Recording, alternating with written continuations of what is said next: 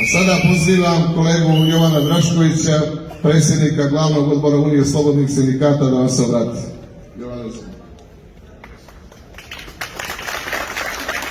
Hvala.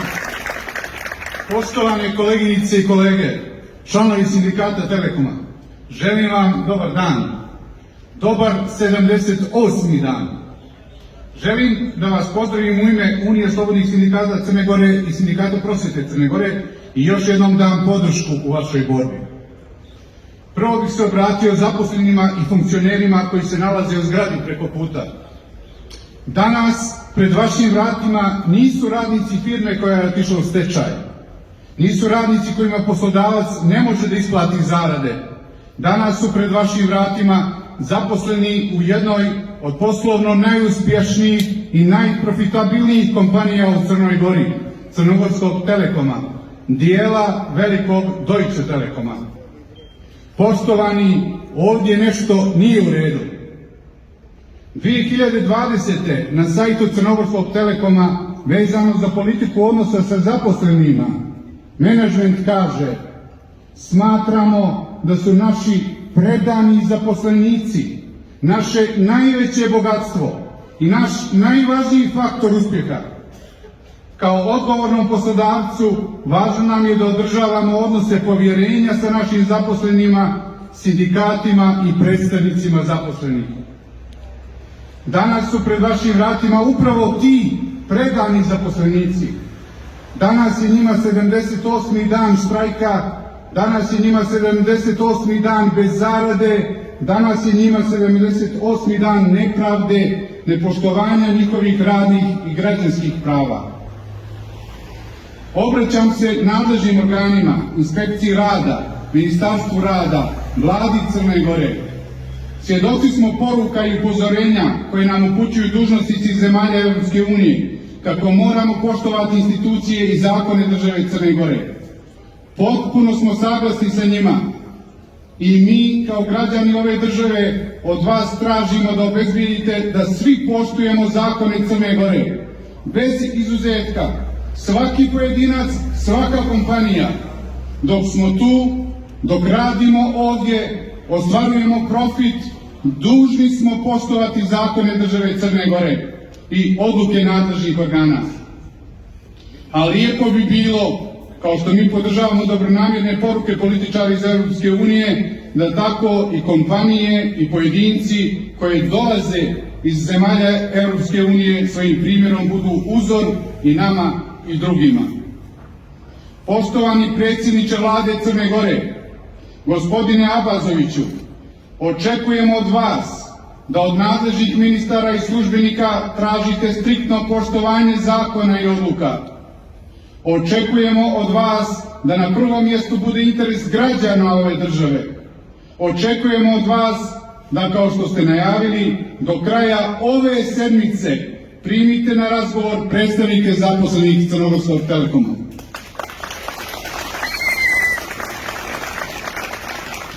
Poštovana gospodo, članovi menadžment komiteta i upravnog odbora Crnogorskog Telekoma,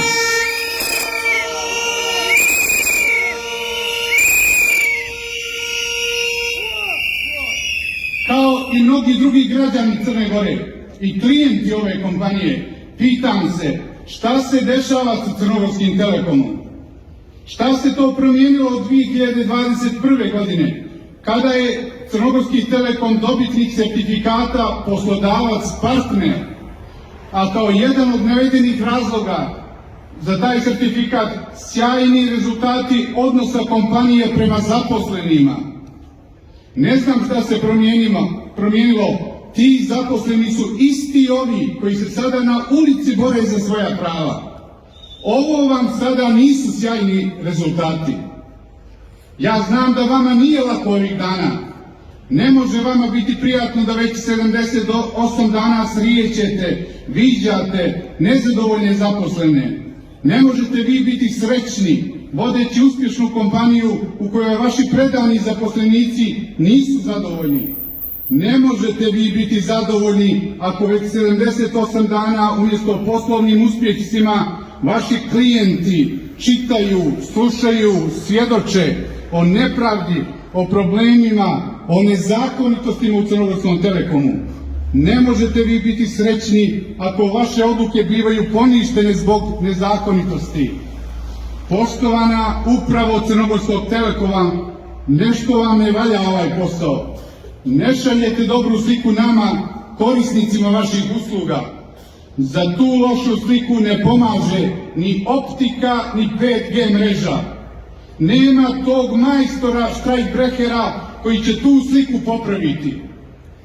A ta loša slika šteti ugledu i brenda Deutsche Telekoma, najvrijednijeg telekomunikacionog brenda u Evropi. Shvatit će to i akcionari Deutsche Telekoma i neće biti ponosni na vaš rad, poštovana upravo. Siguran sam da ste bili uvjereni da ovi ljudi neće biti tako odlučni i uporni. Meni izgleda da oni neće odustati.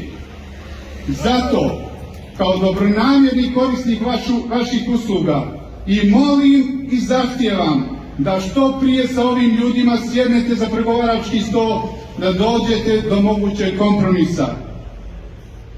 Cijenjene koleginice i kolege, članovi sindikata Crnogorskog Telekoma, u svoje ime želim da vam zahvalim što imam priliku da lično pozdravim one koji su hrabri, koji su odlučni i uporni. Kao prosvjetni radnik smatram vas kolegama i po tome što ste i vi prosvjetni radnici ovih dana, koji držite čas ličnim primjerom, čas praktične nastave istinskog sindikalizma.